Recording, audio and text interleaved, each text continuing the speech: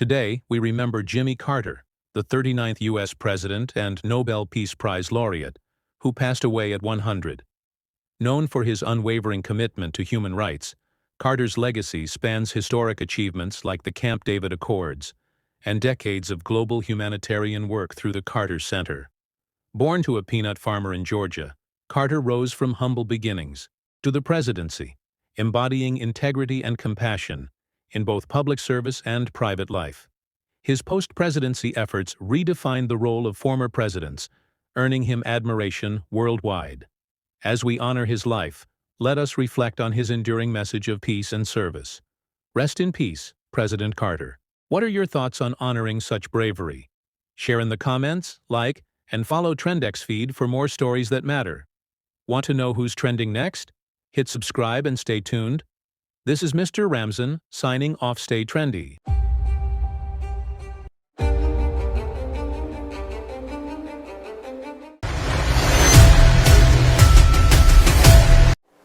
It's now a time for healing. Jimmy Carter was president during a tumultuous time in America. As commander-in-chief, he received low marks among historians. As might be expected, the longer the line and waiting time, the angrier some motorists became. The crisis in Iran is more urgent right now than the campaign here at home. But his post-presidency was considered one of the most successful to date.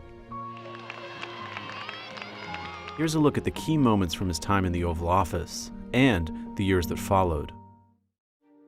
The 1970s were marked by oil price spikes due to interruptions in Middle East supply.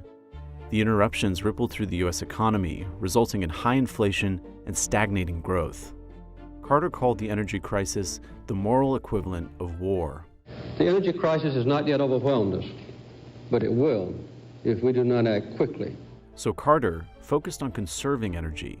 He set an example by turning the heat down in the White House and installing solar panels on its roof.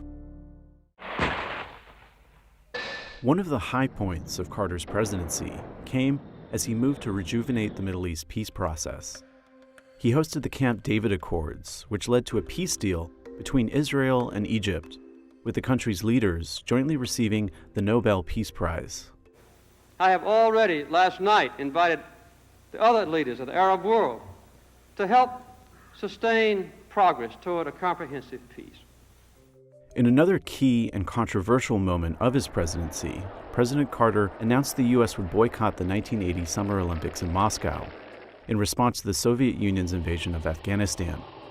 It marked the first time the U.S. had skipped an Olympic Games. In response, the Soviets boycotted the Los Angeles Games in 1984. The biggest crisis of Carter's presidency came in 1979, after he allowed the Shah of Iran, an American ally, into the U.S. for medical treatment. In his absence, fundamentalists seized power. Iranian students stormed the U.S. Embassy in Tehran and took Americans hostage. A rescue mission resulted in a helicopter crash that left 8 servicemen dead and no hostages rescued. A humiliating setback for the United States. We have been disappointed before. We will not give up in our efforts. The hostage crisis weighed heavily on his 1980 re-election campaign. Carter later blamed the fiasco for wrecking his chances of a second term. The hostages were ultimately released on January 20th, 1981, the day Carter's hawkish successor, Ronald Reagan, assumed the presidency.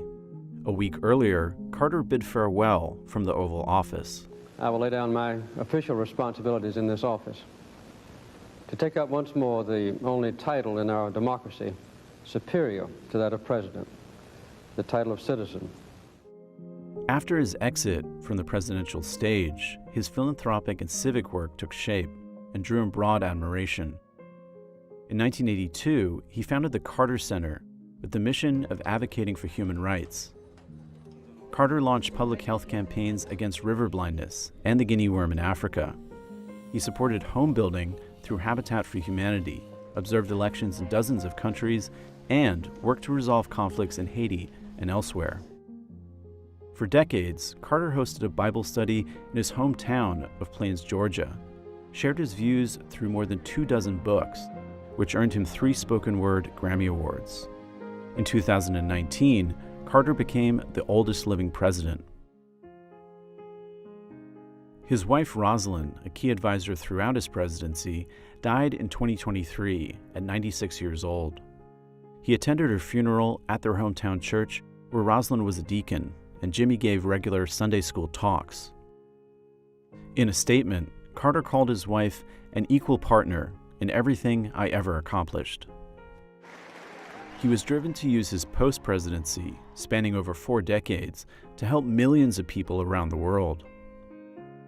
By 2002, Carter became the first and only president to be awarded the Nobel Peace Prize for work after leaving office. God gives us a capacity for choice. We can choose to alleviate suffering.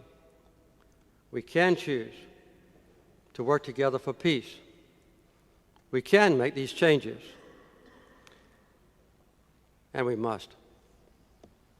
Thank you.